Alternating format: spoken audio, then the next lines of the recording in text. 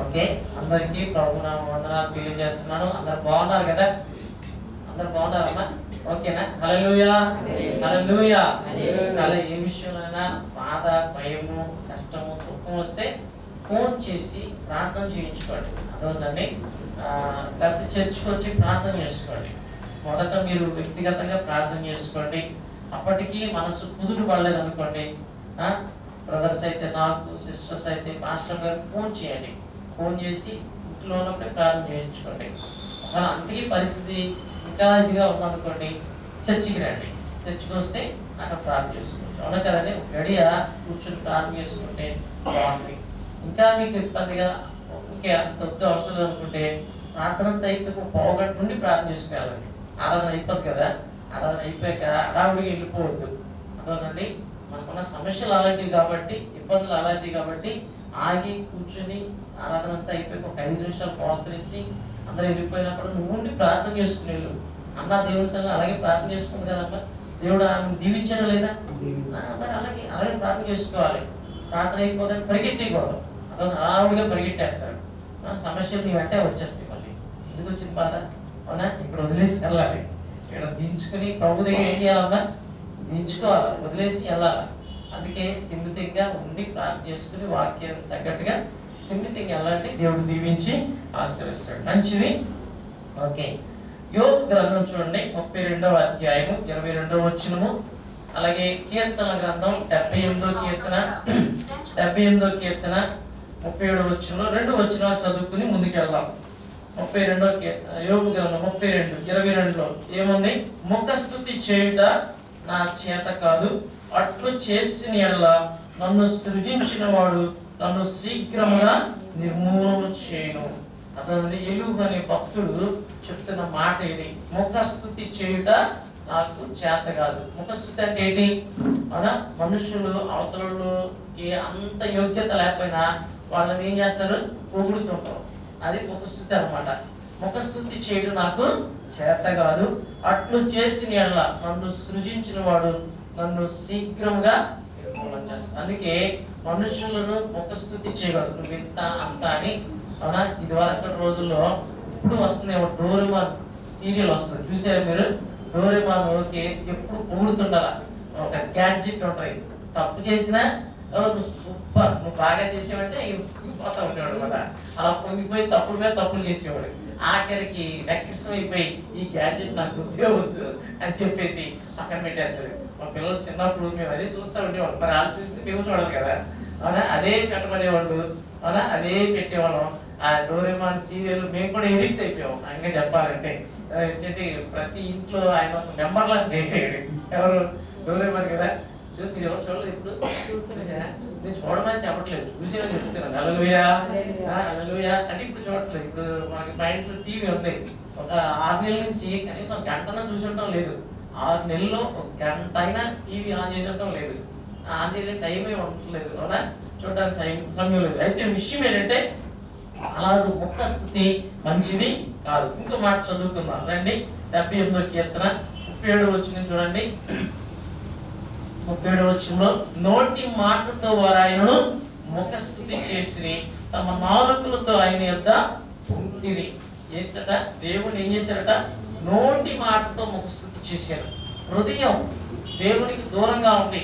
దేవుని గురించి ముందుకు వచ్చి దేవుని గురించి వారికి ఒక అవగాహన లేకుండా, దేవుడు ఏంటో అర్థం కాకుండా వాళ్ళు దేవుణ్ణి పొగిడారు అన్నమాట. సో పోయిన ఆదివారం మనం ఒక విషయం ధ్యానించుకున్నాం. యేసు ప్రభువారి గురించి వాళ్ళు భిన్నంగా అర్థం చేసుకున్న కొంతమంది గురించి, కొన్ని మాటల గురించి ధ్యానించుకున్నాం. గుర్తుండే ఉంటుందని నేను భావిస్తున్నాను. కొంతమంది ఏమన్నారు? ఆయన్ని సజీవుడు అన్నారు, వంచికుడు అన్నారు. యేసు ప్రభువారు అదే. అవునా? ఏమన్నారు? తిండిపోతు అన్నారు, తాగుబోతు అన్నారు, దెయ్యం పట్టినోడు అన్నారు, సమరయుడు అన్నారు. ఏమన్నారండి? సమరయుడు రకరకాలుగా అన్నారు అనమాట. అంటే యేసు ఎవరో ఎరుగక వారు రకరకాలుగా మాట్లాడారు. కొంతమంది యేసును దూషించరు, ద్వేషించరు, కానీ ముఖస్తుతి చేస్తారు. అవగాహన లేకుండా మాట్లాడుతూ ఉంటారు. అవునా? పైకి మాత్రం పొగుడుతారు. అంటే యేసు ఎవరో తెలియదు కానీ పెద్ద భావంతో వాళ్ళు మాట్లాడుతూ ఉంటారు. అలాంటి కొన్ని విషయాలు మనం మళ్ళీ నూతన నిబంధన నుండి చూద్దాం. ఒకసారి నూతన నిబంధనలోనికి రండి. లూకాసు సువార్తలోనూ ఉంటాయి, అవునా?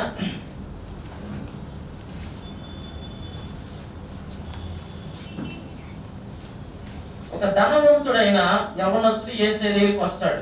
వచ్చి ఏమంటాడు చూడండి, లూకాసు వార్త 18వ అధ్యాయము 18-19 వచనాలు చదువుతున్నాను చూడండి. ఒక అధికారి ఆయనను చూచి, సద్బోధకుడా, నిత్య జీవనకు వారసులగుటకు నేనేమి చేయవలనని ఆయనను అడిగాను. ఏమడిగాడు? తప్ప రైట్? అది ఆ మాట రైట్ రాదమ్మా? రైటే. సద్బోధకుడా నిత్య జీవనకు వారసులగుటకు నేనేమి చేయవలనని ఆయన అడిగాను. అప్పుడు యేసు ప్రభువు వారు 19వ వచనం చూడండి. అందుకు యేసు, నేను సత్పురుషుడని ఎలా చెప్పుచున్నావు? దేవుడు ఒక్కడే తప్ప మరి ఎవడను సత్పురుషుడు కాడు. సత్పురుషుడు అంటే మంచి పురుషుడు. ఎవరమ్మా? యేసు ప్రభువు ఎవరు? సత్పురుషుడు. ఆ మాట చెప్పండి. ఎవరు యేసయ్య? సత్పురుషుడు. అర్థమండి? అంటే మనం పద్యం పాడతాం.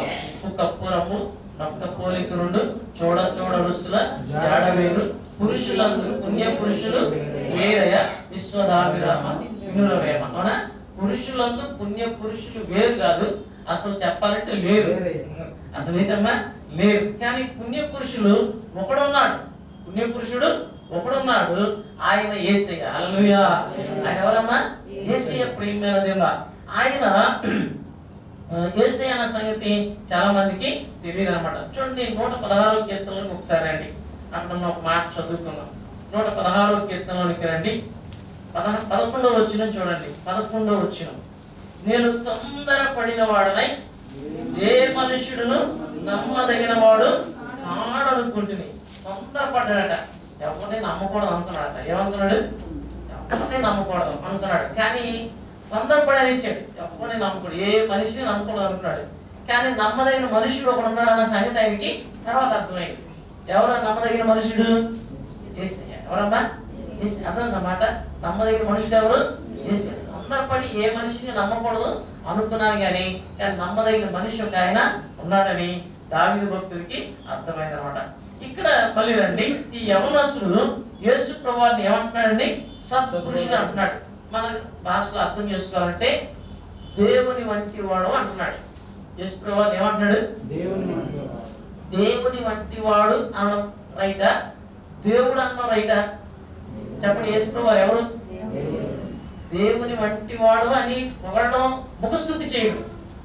అసలు యాక్చువల్గా యేసు ప్రభువు ఎవరు? దేవుడు. దేవుడిని పట్టుకుని దేవుని వంటి వాడు అంటున్నాడు. అర్థమైందని?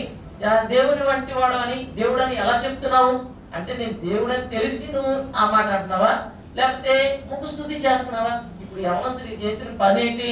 ముఖస్తుతి చేస్తున్నాడు యేసయ్యని. ఆయన్ని రక్షకుడుగా, ప్రభువుగా, దేవుడిగా అంగీకరించలేదు, కానీ ముఖస్తుతి చేస్తున్నాడు. అలాంటి ముఖస్తుతి దేవుడు యాక్సెప్ట్ చేయడు. నువ్వు యేసు ప్రభువు ఎవరో ఎరుగక ఉంటే ఆయన గురించి పాడే పాటలు కానీ, ఆయన గురించి చేసే ప్రార్థన కానీ అవి అంత ముఖస్తుతే. వాటికి దేవుడే పొంగిపోడు. ఇప్పుడు ఈయన సత్పురుషుడా, సద్బోధకుడు అన్నాడు. యేసయ్య పొంగిపోడా? నువ్వు మంచి మాట అన్నాడా? పేతురు గారు అన్నప్పుడు శబాష్ అన్నాడు, నువ్వు ధన్యుడు అని చెప్పాడు. కానీ ఈయన అన్నప్పుడు ఎలా చెప్తున్నావు మాట? నువ్వు ఆ గ్రహింపు జ్ఞానం ఉండే చెప్తున్నావా, ఊత పదవా? ఊత పదంతో అలాగే యేసయ్యని అనకూడదు. అర్థండి? ఆయన ఎవరో గ్రహించి అప్పుడు ఆయన్ని అలాగే ఆరాధన చేయాలి. హల్లెలూయా. గట్టిగా హల్లెలూయా. సో చాలా మంది యేసయ్యను అవునా తిట్టిన వాళ్ళు ఉన్నారు, ఇలా పొగిడిన వాళ్ళు ఉన్నారు. ఇలా మనం పొగడకూడదు. యేసయ్యను పొగడడానికి రాలేదు, యేసయ్యను పూజించడానికి వచ్చాం. ఎందుకు వచ్చామమ్మా? పూజించాలా, పొగడాలా? పూజించాలా. కానీ కొంతమంది పొగుడుతున్నారు. చూడండి, ఇదే లూకాసు వార్త 20వ అధ్యాయంలోనికి రండి. 20వ అధ్యాయం 21వ వచనంలోనికి వద్దాం. 21వ వచనం చూడండి. వారు వచ్చి, బోధకుడా, నీవు న్యాయముగా మాట్లాడుచును బోధించునున్నావు, నీవెవనియందును మొహమాటము లేక సత్యముగానే దేవుని మార్గమును బోధించున్నావని ఎరుగుదాం. అసలు వాళ్ళు వచ్చింది ఎందుకు? యేసయ్యనట మాటల్లో ఇరికించడానికి. యేసు ప్రభువుని ఏం చేయాలనుకున్నారు? యేసు ప్రభు ఏదైనా తప్పు మాట్లాడితే పట్టుకున్నాం అని వాళ్ళు శాస్త్రులు పరిశీలు తామే నీతిమంతులు అనుకుని కొంతమంది వేగుల వారిని పంపించారు. వాళ్ళు వచ్చి యేసు ప్రభు ఏమన్నారు? బోధకుడు అన్నారు. మంచి పదమే. న్యాయముగా మాట్లాడుతున్నాం. యేసు ప్రభు ఎలా మాట్లాడుతున్నామా? న్యాయంగానే మాట్లాడుతున్నారు. తర్వాత న్యాయంగానే బోధిస్తున్నారు. అసలు మొహమాటమే లేదు. యేసు ప్రభుకి ఏం లేదమ్మా? మొహమాటం లేదు. యేసు ప్రభు నిజమే, ఇవన్నీ తప్ప అన్ని రైటే, కానీ వాళ్ళు చెప్పిన దాన్ని బట్టి అది రైట్ కాదు. వాళ్ళు చెప్పింది యేసయ్య గురించి చెప్పింది రైటే, కానీ వాళ్ళు చెప్పిన భావము వాళ్ళకన్నా ఉన్న ఉద్దేశం మాత్రం అది కరెక్ట్ కాదన్నమాట. అంటే ఆయన ఇరికించడానికి, ఆయన మాటలో పట్టుకోవడానికి వాళ్ళు ప్రయత్నము చేస్తారన్నమాట. దేవుని మార్గమును సత్యముగానే బోధిస్తున్నారు. మరి సత్యముగానే బోధిస్తున్న నమ్మాలి కదా. ఆయన బోధకుడని, న్యాయంగా నడుచుకుంటాడని, మొహమాటం లేదని, సత్యంగా బోధిస్తున్నాడని, దేవుని మార్గాన్ని బోధిస్తున్నాడని నీకు ఒక అండర్స్టాండింగ్ ఉంటే నువ్వు నమ్మి వెంబడించాలి. నమ్మి వెంబడించట్లేదు, కానీ ఆయన్ని టెస్ట్ చేస్తున్నారు. ఏం చేస్తున్నారు? టెస్ట్ చేస్తున్నారు. టెస్ట్ చేస్తూ కిందకు వచ్చాక అడుగుతారు, ఏమని? కైసరుకు పన్నించడం న్యాయమా? అంటే యేసు ప్రభువు దానికి సమాధానం చెప్పలేరు. అప్పుడు కైసరు చట్టానికి వ్యతిరేకంగా ఈయన తప్పుడు బోధలు చేస్తున్నాడు కాబట్టి రాళ్ళతో కొట్టి చంపాలి లేదా సిలువ వేయాలని ఒక ఎలిగేషన్ తీసుకొద్దామని యేసు ప్రభువు అంటే ఇక్కడికి వచ్చారు. యేసు ప్రభువు అవునా మన ప్రభువు, అవునా ఇట్లనే ఆయన జ్ఞానములకు మితి లేదు. అవును, కానీ ఆయనకి ఎవరు ప్రశ్న వెయ్యలేరు. ఆయన 1000 ప్రశ్నలు వేస్తే ఒకదానికి మనం సమాధానం చెప్పలేం. ఈ పిల్ల బచ్చాలు వేసే ప్రశ్నలు యేసయ్య సమాధానం చెప్పలేకుండా ఉంటాడా? చెప్పండి. హల్లెలూయా, హల్లెలూయా. అందుకని యేసు ప్రభువు సింపుల్ గా సమాధానం చెప్పారు. ఓ ధ్యానాలు తీసుకురండి అన్నారు. తీసుకొస్తే దీని రూపం ఎవరివి? కైసరివి. అవునా? కైసరికి ఇచ్చేది, దేవుడిది దేవుడికి ఇవ్వడంటే యేసు ప్రభువు చెప్పిన ప్రత్యుత్తములకు వారు ఏం చేశారట? ఆశ్చర్యపడి కూరుకున్నారు. ఇంకెప్పుడు ఆయనకి ప్రశ్నలు వేయలేదు. సో ఇప్పుడు ప్రశ్న ఏంటంటే, యేసు ప్రభువు గురించి ఒక అవగాహన లేకుండా ఆయన పొగుడుతుంటాం, ముఖస్తుతి చేస్తున్నాం. ముఖస్తుతి చేస్తే దేవుడే పొంగిపోయే దేవుడు, కానీ ఆయనకి ఏం తెలుసు? హృదయం తెలుసు, మన మనస్సు తెలుసు. మనం ఆయన్ని ఎరిగి ఆరాధన చేయాలి. ఎరగకుండా ఎంత పొగిడినా, ఎంత పాటలు పాడినా దేవుడేమి ఉబ్బిపోడు. మనుషులైతే కొన్నిసార్లు పాస్ గారు పొగుడుతుంటారు. అప్పుడు పాస్ గారు ఇలాగ అయిపోతారు. నేను మాకు అలాగ అయిపోతుంది. దేవుడికి స్తోత్రం. ఇంకా ఎరగను. హల్లెలూయా, దేవుని కృప. అవునా కదండి. అందుకే మనకి ఎక్కడ వాల్యూ ఉండదు. సహజంగా పాస్ గారు ఇంత లావు ఉండి ఇంత బజ్జు ఉంటే మన అప్పుడు వాల్యూ ఎక్కువ ఉంటది, కానీ మనకి అలాంటి వాల్యూ అవసరం లేదు. హల్లెలూయా. అర్థండి. విషయం ఏంటంటే, అలా పొగిడితే మనుషులు, పాస్ గారు కూడా చాలా మంది సంఘస్థులు పొగుడుతుంటారు. అవునా? నువ్వు లేకపోతే ఆ సంఘమే లేదు. అవునా? పాంప్లెట్లు వేస్తారు, మళ్ళీ ఆ ఒక్క బ్రదర్ ఫోటోనే వేస్తారు. మీరు ఎప్పుడైనా చూసారా అలాంటివి? చూడలేదా? ఒక ఊర్లో ఏంటండి చర్చి కట్టారు. చర్చి కట్టినప్పుడు ఏంటండి ఆయన ఎక్కువ మొత్తం డబ్బులు ఇచ్చాడు. ఎక్కువ మొత్తం డబ్బులు ఇస్తే ఆ చర్చి శిలాఫలకం ఉంటుంది కదా, శిలాఫలకం మీద ఎక్కువ మొత్తం డబ్బులు ఇచ్చిన ఆయన ఈయనని ఆయన పేరు రాసి, అవునా అవునా అలా పొంగిస్తారు. సంఘస్థులు ఏం చేస్తారు? పొంగిస్తారు అనమాట. అలా పొంగించడం మంచిదా? చెప్పండి. అది మంచిది కాదు. ఇప్పుడు ఏంటంటే సేవకులు సంఘస్థులు పొంగించకూడదు, సంఘస్థులు సేవకుడిని పొగడకూడదు. అవునా? అలాగే మనం కూడా దేవుణ్ణి పొగడకూడదు. ఏం చేయాలి? అవునా? పొంగించకూడదు, ముఖస్థుతి చేయకూడదు, ఆరాధన చేయాలి, పూజించాలి, స్తుతించాలి, ఆరాధన చేయాలి కృతజ్ఞతతో, హృదయం లోపల నుండి. ఎక్కడి నుంచి అండి? హృదయం అవగాహనతో ఆయన ఎవరో ఎరిగి ఆరాధన చేస్తే ఆ ఆరాధన దేవునికి అంగీకారం. హల్లెలూయా, గట్టిగా హల్లెలూయా. ఇంకా మాట్లాడుతాం చూడండి. మార్కు సువార్తలో బహుశా మాట ఉంటుంది. రండి, మార్కు సువార్త 14వ అధ్యాయంలోకి రండి. 14వ అధ్యాయం 61వ వచనంలోకి రండి. అయితే ఆయన ఉత్తరమేమీ చెప్పలేదు. వాళ్ళు 3 ప్రశ్నలు వేస్తున్నారు. వాటన్నిటికీ ప్రభు సమాధానం చెప్పలేదు. తిరిగి ప్రధాన యాజకుడు, పరమాత్మని కుమారుడు అయిన క్రీస్తువు నీవేనా అని ఆయనను అడిగారు. ఏమడిగారు? యేసయ్యని పరమాత్ముని కుమారుడు అయిన క్రీస్తువు నీవేనా అని అడిగారు. మంచి మాటది. ఈ మాట బాగా అర్థం చేసుకున్నాం. యేసు ప్రభువు ఎవరమ్మా? పరమాత్ముని కుమారుడు. యేసు ప్రభువు ఎవరు చెప్పడమ్మా? దేవుని కుమారుడు. మన పదం వాడతాం. ఏంట పదం? యేసు ప్రభువు ఎవరు? దేవుని కుమారుడు. అంతే. ఆ పదం కరెక్ట్ అనమాట. అర్థమవుతుందండి, దేవుని కుమారుడు.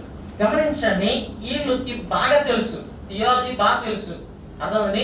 చాలా మందికి ప్రియమైన దేవుని ద్వారా దేవుని గురించి తెలుసు కానీ దేవుడు ఎవరో తెలియదు అనమాట. అలాంటి పరిస్థితుల్లో ఇప్పుడు లోకము మనకి కనబడుతుంది.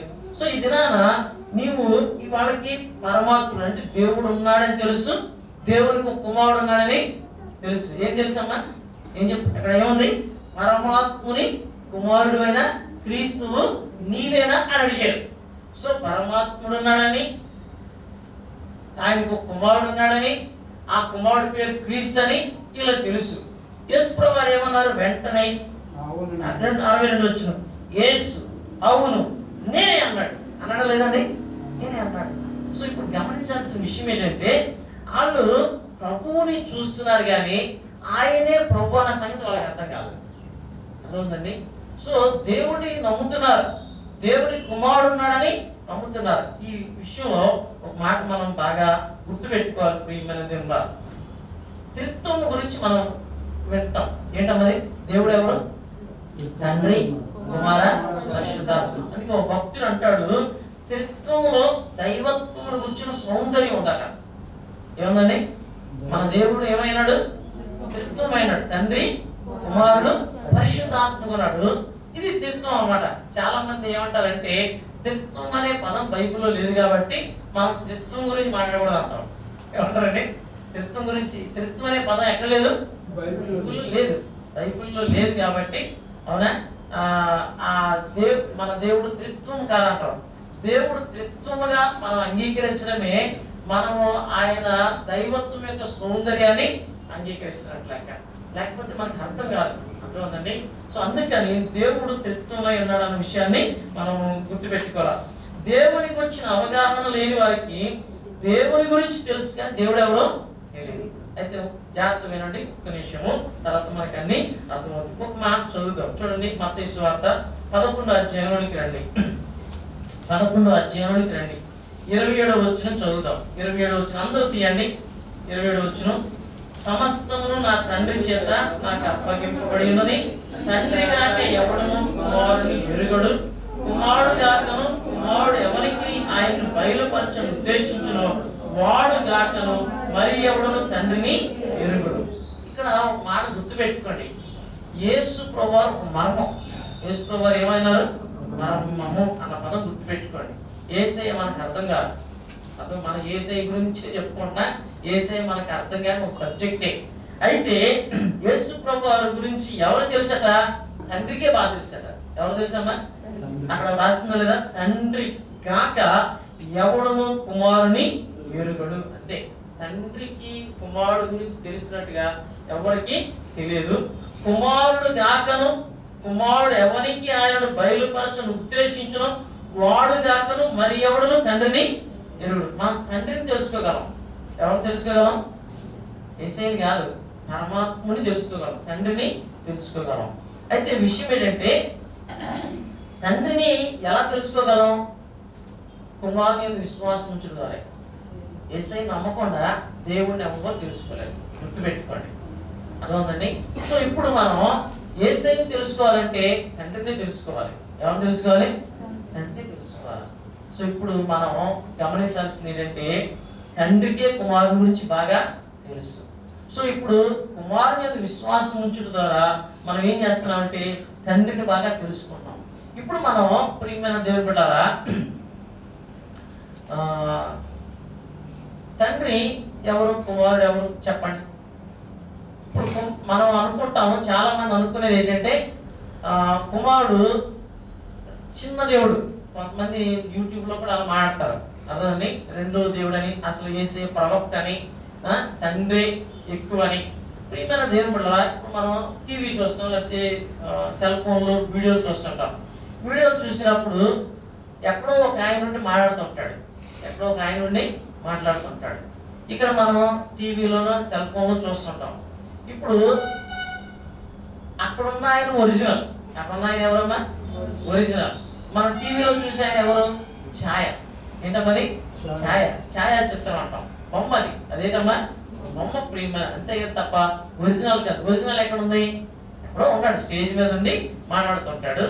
ఈయన మనం టీవీలో చూసేది, సెల్ ఫోన్లో చూసేది ఏంటంటే ఛాయని గుర్తుపెట్టుకోవాలి.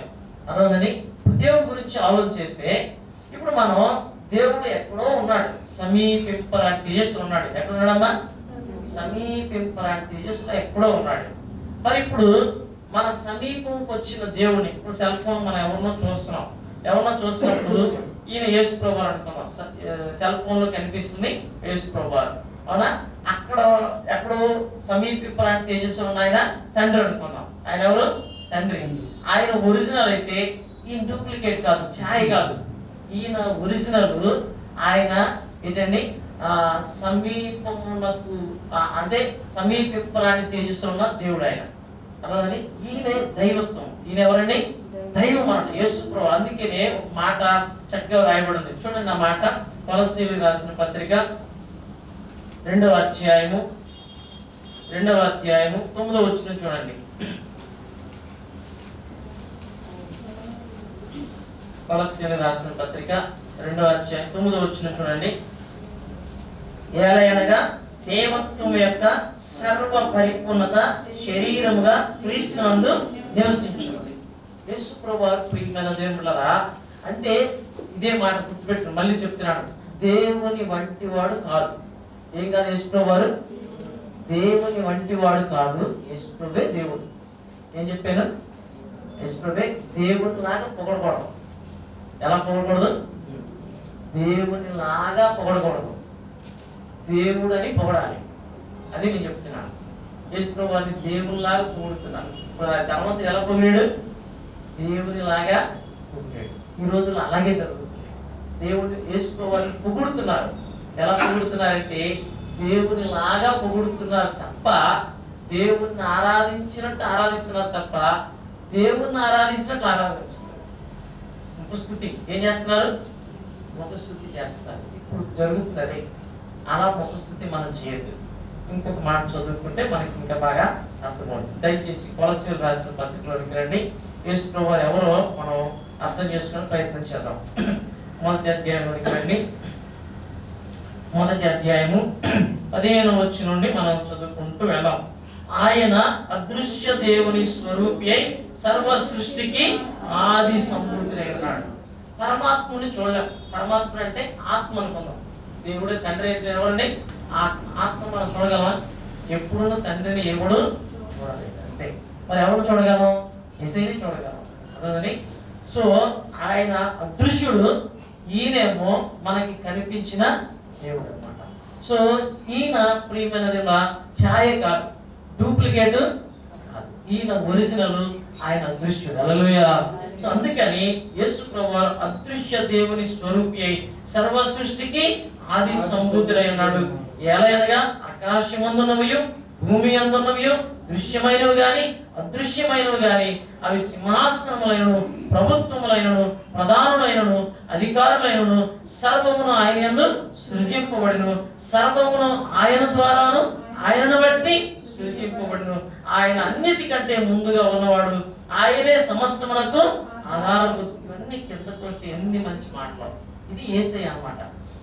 మనం నమ్ముకున్న యేసయ్య ఎవరో మనకి తెలియకపోతే మనము ఎలాగ ఆరాధన చేస్తామంటే దేవుని లాగా ఆరాధన చేస్తాం. అది నేను చెప్తున్న మాట అర్థమన్నమాట. ఎలాగ ఆరాధన చేయాలి? యేసయ్యని దేవుడిని ఆరాధించినట్లు ఆరాధించాలా, దేవుని లాగా ఆరాధించాలా? ఇప్పుడు మా క్యాస్పర్ ఉన్నాడు, మా క్యాస్పర్ నా కొడుకు. నేను పట్టుకుని నా కొడుకు లాంటివాడంటే అర్థం అంటారా? చెప్పండి అమ్మా. కొడుకును పట్టుకుని ఏమనాలి? కొడుకు అనాలి, అవునా? ఇంకొకళ్ళు ఎవరినో చూసి ఈ నా కొడుకు లాంటివాడు అనొచ్చు. అదే వయసు ఉన్న పిల్లవాడు చూసి నువ్వు నా కొడుకు లాంటివాడు అయినా అనొచ్చు. కానీ కొడుకును పట్టుకుని ఏమనాలి? నువ్వు నా కొడుకు అనాలి, అవునా కదా? ఈ నా కొడుకు అనాలి, అవునా కదా? నా కుమారుడు అనాలి. ఇప్పుడు యేసయ్యని పట్టుకుని దేవుని లాంటి వాడు అంటున్నాం. అర్థమైందన్నమాట. యేసయ్యని పట్టుకుని ఏమన్నాం? దేవుణ్ణి పట్టుకుని ఏమంటున్నాం? దేవుణ్ణి పట్టుకుని దేవుణ్ణి చూసి నువ్వు దేవుని లాంటి వాడవు అని అంటున్నాం. అప్పుడు యేసయ్య పొంగిపోతారా? చెప్పండి. పొంగిపోరు. ఆయన ప్రభు అని, దేవుడని, సృష్టికర్తని, తండ్రిని, నీ రక్షకుడని, అవునా, నీవు గ్రహించినప్పుడు అప్పుడు హృదయం లోపల నుండి మారు మనసు వస్తాయి. అప్పుడు హృదయం లోపల నుంచి ఆరాధన వస్తుంది, అప్పుడు హృదయం లోపల నుంచి సబ్మిషన్ వస్తుంది, లేకపోతే రాదు. అర్థమైందా మాటలో? అర్థమైందమ్మా? ఏమర్థమైంది? యేసయ్య దేవుని లాంటి వాడా దేవుడా? అది అన్నమాట. సో దేవుని లాంటి వాడిగా పొగుడుతున్నారు ఇప్పుడు, అది ముఖస్థుతి చేస్తున్నారు. ఆయనంటే మాకు ఇష్టమేనని అంటారు. అదే అర్థమైందా? అప్పుడు యేసయ్య పొంగిపోతారు మనలాగా, అలా పొంగిపోరు ప్రియమైన దేవుడిలా. అందుకని నీకు యేసయ్య గురించి ఏం తెలుసు? ఏం తెలుసు? తెలిసింది ఏంటి? అవునా? దాన్ని బట్టి నీ యొక్క రక్షణ ఆధారపడి ఉంది, నీ భవిష్యత్తు ఆధారపడి ఉంది. అందుకే ఒక మాట చదువుకుంది, అన్ని బోల్డ్ ఉన్నాయి. 23 వచనానికి రండి. ఇదే కొలస్సీయులకు రాసిన పత్రిక 1వ అధ్యాయం 23 వచనం. పునాది మీద కట్టబడిన వారై స్థిరముగా ఉండి మీరు విన్నట్టు ఆకాశం క్రింద ఉన్న సమస్త సృష్టికి ప్రకటింపబడినట్టు ఈ స్వార్థ వలన కలుగు నిరీక్షణ నుండి తొలగిపోగా విశ్వాసమందు నిలిచినలా ఇది మీకు కలుగును. హల్లెలూయా. యేసయ్య ఎవరో తెలిస్తే నువ్వు ఖచ్చితంగా బండ మీద ఉన్నట్టు లెక్క. దేని మీద ఉన్నట్టు? బండ మీద ఉన్న ఇల్లు, బండ మీద కట్టబడిన ఇల్లు కూలిపోయిందా? కూలిపోలేదు. బండ మీద ఉన్నట్టు లెక్క, బండ మీద పునాది వేసుకున్నట్టు లెక్క, ఇసుక మీద కాదు. అదేనండి, మట్టి మీద కాదు. యేసు ఎవరో నీకు సరిగ్గా తెలియకపోతే ఇసుక మీద పునాది వేసుకున్నావు.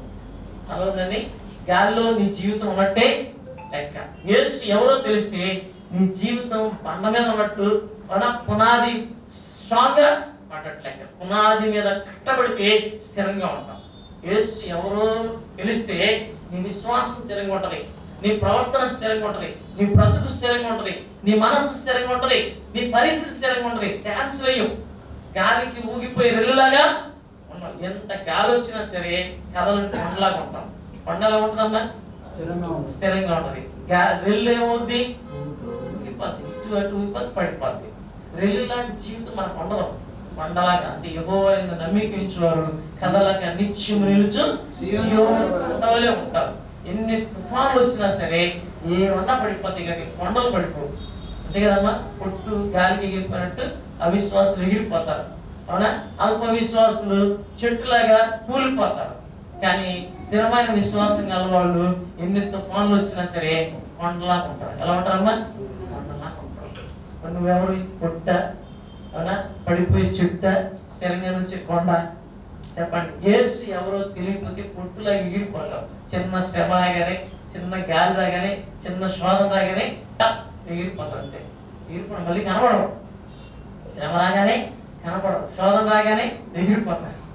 అలా ఉంటారు అనమాట. అది యేసు ఎవరో తెలిస్తే అస్సలు అంతే, అలా నిలబడతారు. అంతే, కదలకుండా కొండలాగా ఉంటారు. అంతే.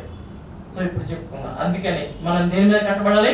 పునాది మీద కట్టబడి వారై స్థిరముగా ఉండి మీరు విన్నట్టు ఆకాశం కింద ఉన్న సమస్త సృష్టికి ప్రకటింపబడినట్టు ఈ సువార్త వలన కలుగు నిరీక్షణ నుండి, నిరీక్షణ స్థిరంగా ఉంటుంది. నా దేవుడు నన్ను విడిచిపెట్టాడు, నేను ఎరుగుతుంది నా దేవుడు ఎవరు, నా ప్రభు ఎవరు.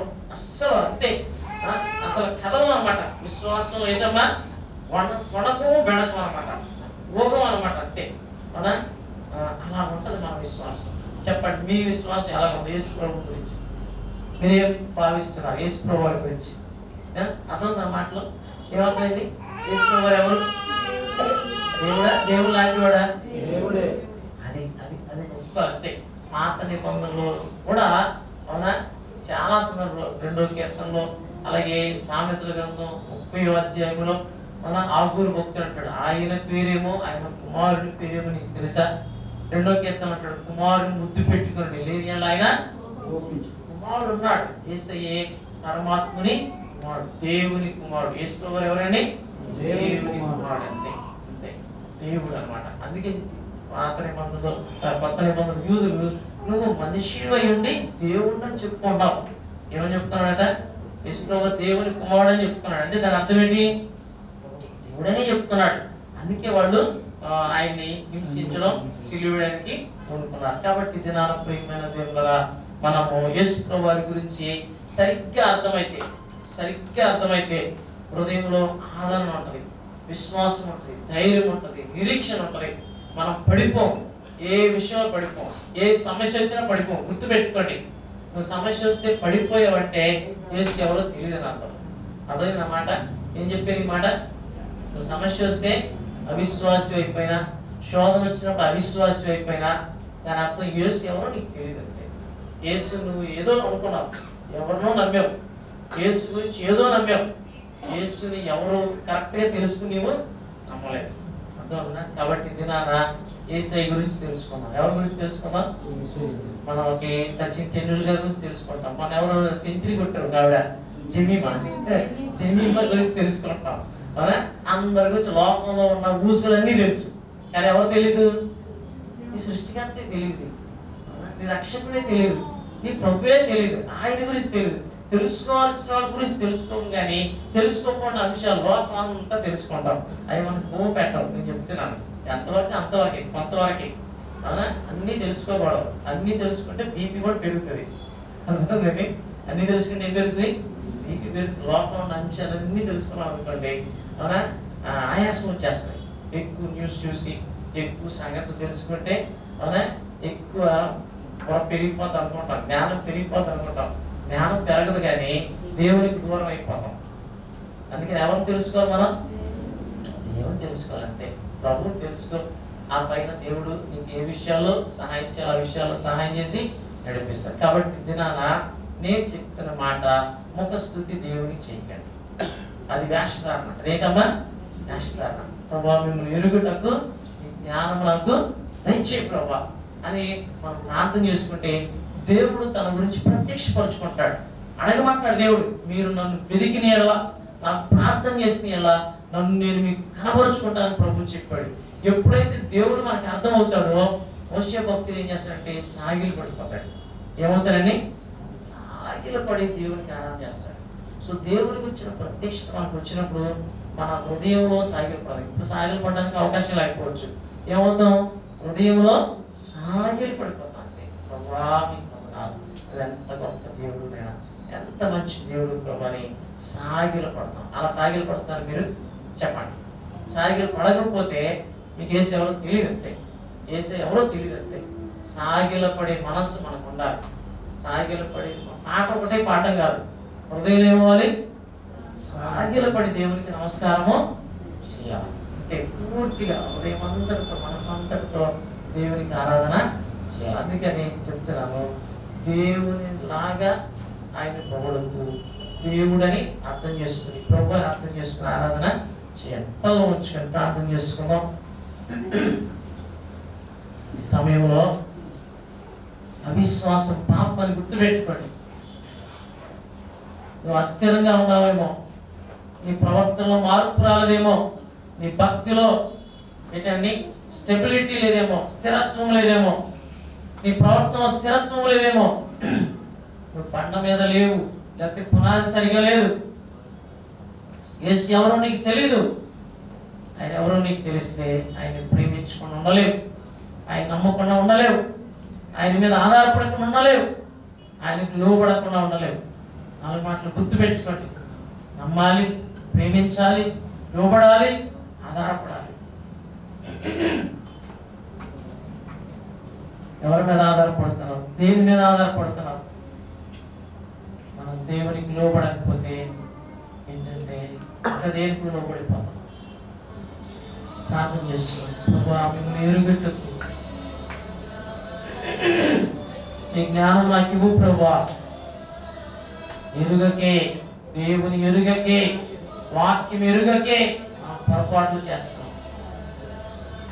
ప్రార్థన చేసుకోండి, ప్రార్థన చేసుకోండి, ప్రార్థన చేసుకోండి. యేసు ఎవరు? వాళ్ళు అంటున్నారు, ఇర్మియా అంటున్నాడు, లేకపోతే యోహాన్ అంటున్నారు, ఏలియా అంటున్నారు. కానీ సరే మీరేమనుకుంటున్నారు? పేతురు భక్తుడు అన్నాడు, నీవు సజీవుడకు దేవుని కుమారుడు అయినా క్రీస్తు అన్నాడు. ఆయన ఉన్నారని తెలుసు, కానీ ఆయన యేసు అన్న సంగతి తెలియదు. అర్థమవుతుందండి? కొన్నిసార్లు ప్రియమైనది కొంతమంది అధికారులు మనం ఆఫీసులు అక్కడిక్కడ చూస్తాం. మళ్ళీ తెల్లవారు వాకింగ్ చేస్తున్నప్పుడు మన షాప్లోనో షూలోనో చూస్తాం, గుర్తుపట్టం.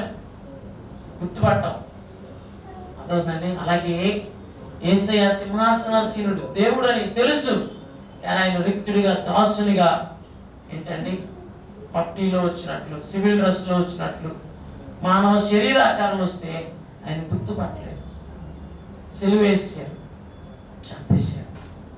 తర్వాత అర్థమయ్యి వాళ్ళట మన నోరు ఏళ్ళు కలుసుకుంటున్నారు, మనం చంపింది మనం రక్షించడానికి వచ్చిన ప్రభునే, మన దేవుడే అని వాళ్ళకి అర్థమవుతుంది. సో ఇది నాన్న ఆయన గుర్తుపట్టండి, యేసుని గుర్తుపడితే నువ్వు ధన్యుడు. హల్లెలూయా, హల్లెలూయా, హల్లెలూయా. ప్రార్థన చేసుకోండి.